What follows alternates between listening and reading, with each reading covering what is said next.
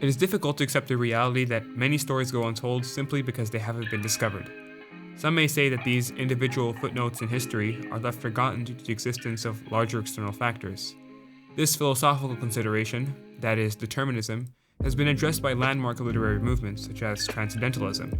Harry Mulisch's The Assault takes an interesting contemporary approach to this issue, to the story of Anton Steenwijk, a boy caught in the aftermath of World War II in Europe. Episodically, the novel details Anton's life from 1945 to 1981, allowing the reader to follow the protagonist's transition into adulthood. While changes in Anton's life are to be expected, most things are deliberately kept unchanged as the effects of World War II remain in the background of Anton's entire life. Likewise, the portrayal of Anton's story through symbolic objects, interactions, and key moments allows Mulisch to demonstrate how individual choice is always overcome by external factors.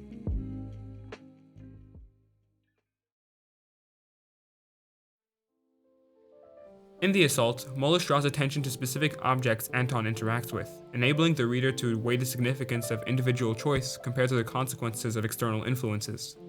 Moments before the unprecedented death of Plug on the Steenwijk street, the family decides to play a board game. Miss Steenwijk pulled the box out of the drawer of the dresser and unfolded the game board. In most dice-based board games, players undergo a series of obstacles to reach a final objective. The more the player can anticipate, the more likely they will succeed. However, Mulisch deliberately reveals that this game is left unplayed by the Steenwijks, who are killed moments later. Consequently, Mulisch uses the family's decision not to play the game to foreshadow a lack of power in reaching their own objectives. Instead of free will, the effects of World War II ultimately determine the fate of the Steenwijks, introducing Mulisch's critique that free will is but an illusion. Furthermore, the episode finds Anton experiencing a whirlwind of events, following the death of Plug in his neighborhood, as the boy copes with the death of his brother and parents, leaving his uncle to be his sole caretaker. Crying, Anton sticks his hand into his pocket and touches something he could not place. He looks. It was one of the dice. While being a bittersweet reminder of Anton's recently deceased family, this conclusion to the novel's exposition is a symbolic choice. While dice give the illusion of control to their users, they are ultimately governed by randomness. This explicit imagery thereby extends the board game metaphor as Mulisch continues to emblematically suggest that individuals live their lives seemingly enjoying free will, whilst the random consequences of external events actually pioneer their fates. Finally, the prologue of The Assault finds Anton making an interesting observation about sailboats. Several times a day, sailing barges appeared silently around the first bend and driven solemnly onward by the invisible wind, and disappeared around the next. Indeed, Mulisch metaphorically attaches boats to Anton's individual choice, suggesting that it too is only pushed by the invisible forces of the wind. However, Mulisch's choices of sailboats extends beyond their wind-bound movement, attacking free will from a new angle. Indeed, the sailing of a boat leaves no trace in the vast body of water, disappearing around the bend, thereby allowing Mulisch to portray that individual choice too bears no consequences over external influences.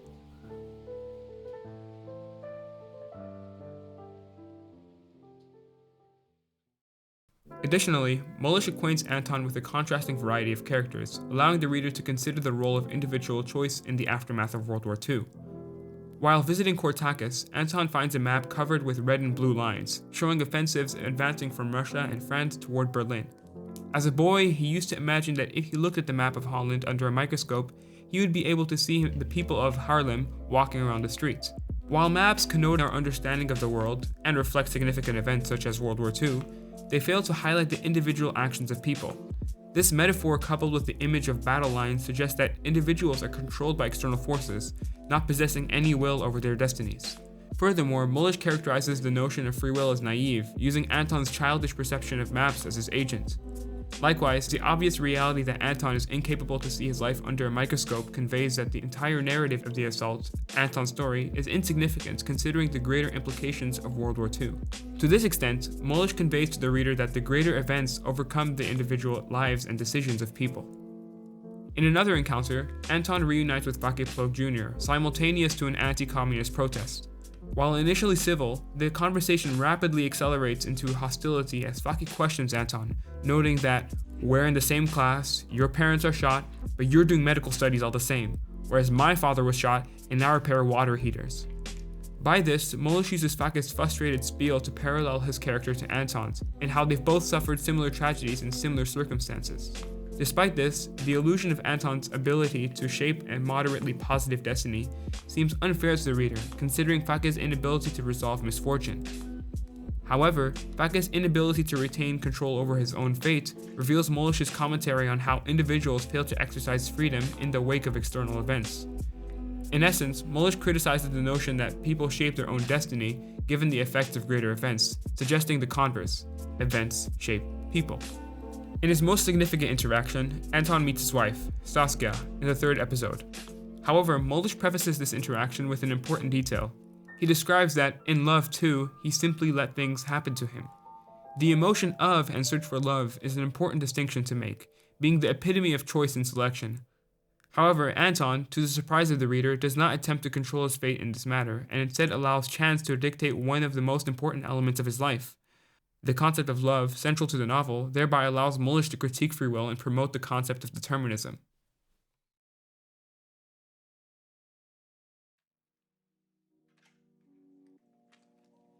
Finally, the antithesis between Anton's individual choice and external influences is sharply highlighted throughout the events he experiences in the assault. Firstly, Anton's inability to impact the most significant event in his life reflects the ineffectiveness of his individual choice due to determinism. Indeed, before Peter could pick himself up, Anton turned the key in the kitchen door and threw it into the hall, where it clattered and became invisible. He did the same with the house key. However, this attempt to prevent Peter from the imminent danger outside proves fruitless, with the subsequent deaths of Peter and Anton's parents. Likewise, Mulisch reveals the ineffectiveness of Anton's choices in light of external causes. The choice of keys is explicit in the moment, symbolizing a sense of advancement to the reader. For example, consider a key inside a door. It opens. As such, Anton hiding the house key suggests to us, the reader, that our protagonist will be able to protect Peter from an untimely demise. However, this ultimately proves to be an example of antithetical foreshadowing. This once again emphasizes that individual choice, no matter how intricate, creates no effect in light of external factors. The conclusion to the novel is another deliberate choice by Mulisch to close Anton's narrative thematically aligned to his struggle against destiny. Anton has joined it against his will, this demonstration, and there's an ironical look in his eyes, as if he finds the situation amusing. As Anton joins the protesters in spite of his desire not to, the reader realizes that Anton continues to simply let things happen to him, sacrificing his own individual choice in the process, converse to the protest itself, symbolically, which is supposed to reflect a movement and change by the collective. This puts the nail in the coffin for Mulisch's critique of free will, as Anton's story comes to a close. Mulisch conveys the magnitude of significant events encompasses the life of our protagonist, despite his personal conviction. And although he becomes embedded and affected by this event, the illusion of his free will bears no weight in determining its outcome, as he is unable to leave a single footprint in the sands of time.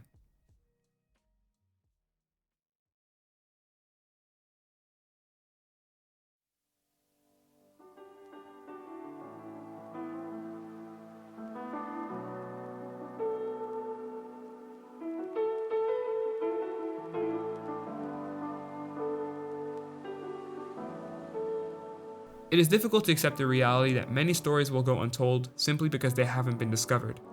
The story of Anton Steenwijk and the Assault maintains this nihilistic notion as our protagonist interacts with various objects, personages, and different events. By these means, as Mulisch makes it clear that Anton's individual choice is trumped by the effects of World War II, the reality that larger events ultimately shape our fates is made clear to the reader, an assault on individual choice by external factors.